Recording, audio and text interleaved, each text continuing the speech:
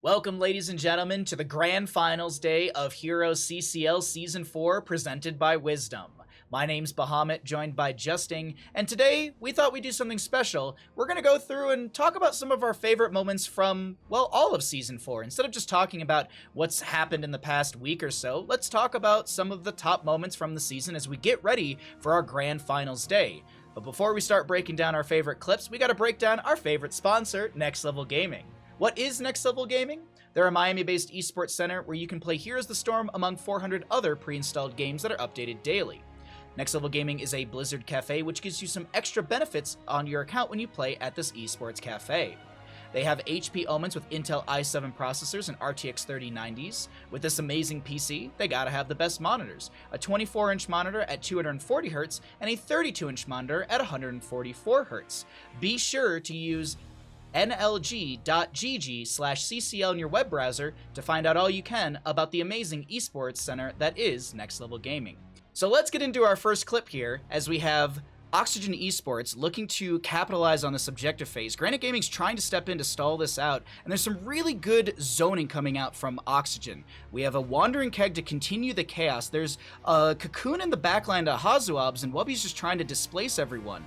As we have Chen kicking back away, Copen's getting very low. There's a huge Wailing Arrow. A lot of damage is coming out, but here's the big turnaround moment. This Genji with the Ancestral Healing, the Farseer's Blessing. He's just slashing through the enemy. Meanwhile, on the left-hand side, Benny's getting low, pops the Iron Skin, but it doesn't matter because Nick is causing so much chaos here, and he's able to set up this double kill that will control this area, and of course, well, we'll probably make it a triple kill as Azerite tries to skate on by, and I don't think you'll be able to get away here, neither will the Chen, and it's going to be a 4 kill for Oxygen, who will dominate this moment and still get the objective phase. A really, really cool moment from Oxygen, utilizing the Genji, Justing. Like, Genji, I feel, saw so much more play in Season 4, and I really like what Nick, of course, in this clip did, but overall, I've been liking what our Genji players have done throughout the season.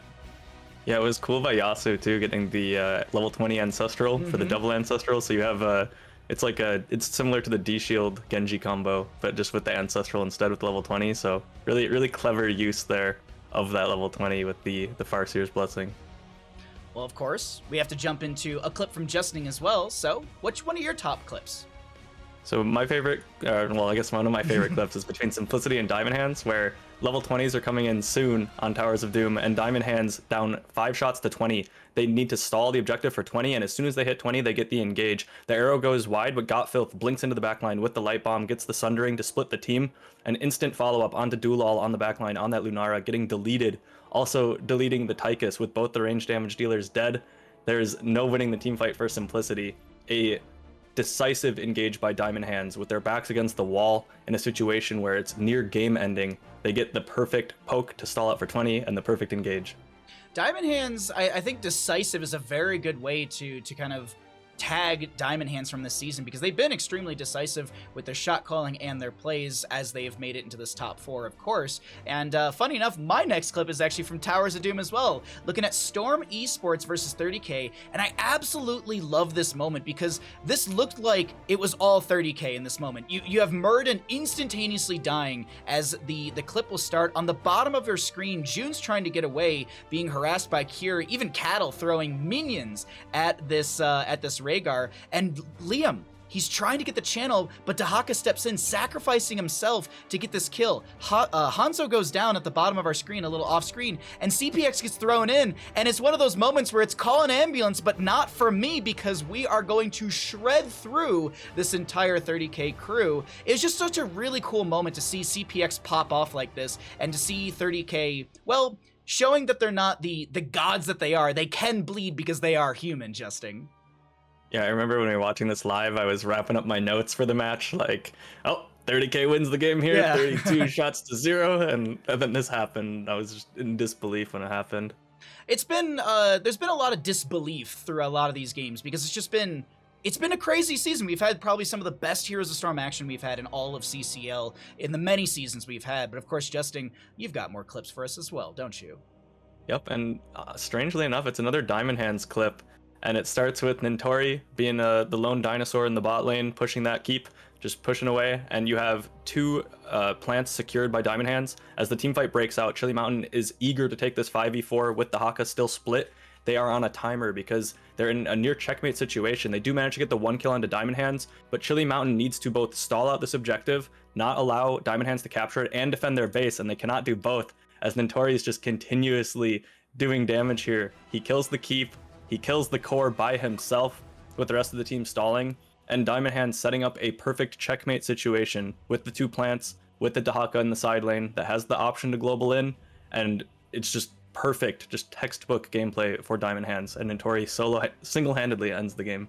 Diamond Hands, we said it in the video yesterday. I really like how Diamond Hands has scaled through the season. They've really had a great trajectory in their gains and overall skill as a team, and really excited to see, and I hope that, you know, maybe as we're talking about this and we're getting ready for the day of broadcast, maybe Diamond Hands are still kind of vying in the bracket, but we'll have to see how things unfold when the broadcast goes live, because this is us just kind of riffing and talking about some of our favorite moments. And another favorite moment of mine was Granite Gaming up against Wildheart Esports. Now, Granite Gaming, in this draft on Curse Hall, they drafted something a little weird. I mean, they had drafted an Asmodan, and a lot of people are like, oh, it's Asmodan. I love them. I love Asmodan. Lord of Terror, he's so amazing. But as we look at this bottom lane engagement, we have the boss already sieging through bottom. We've got an Ancestor Healing coming out just on time onto Ibitings from Weary Day. A Falling Sword from Breeze puts him a little too deep, which allows Wildheart to turn the moment around. Poik is trying to step up, but Mason Blaze on this Junkrat has really good harassment and damage, and here comes a huge arrow from Ibitings, which is going to set up the kill into Poik,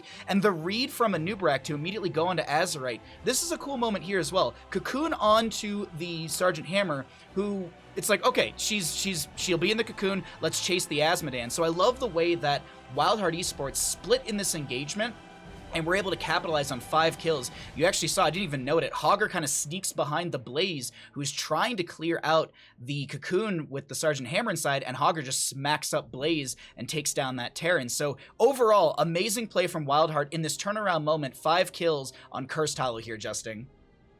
Yeah, I really like the cocoon. You pointed out the ability to cocoon someone when you're winning a fight. As soon as you start winning it and then just fight past the cocoon, creates just such a problem for the team that gets cocooned. And yeah, Wildheart using that to full effect there. Well, we have one more clip, and Justin, of course, you have, well, I'll call it the super duper clip of the season, in my opinion. Yeah, we've got the super duper clip coming in hot. We've got Oxygen trying to close out the game against Granite with their very combo-based composition. They fail to get the one shot, and immediately you have the turnaround by Granite Gaming. The huge 4-man Wailing Arrow comes out from Quacknix, who just before this was moments away from death, but manages to get back into the fight, get the huge 4-man Wailing Arrow. 2 members fall. Bad Benny's the third to fall.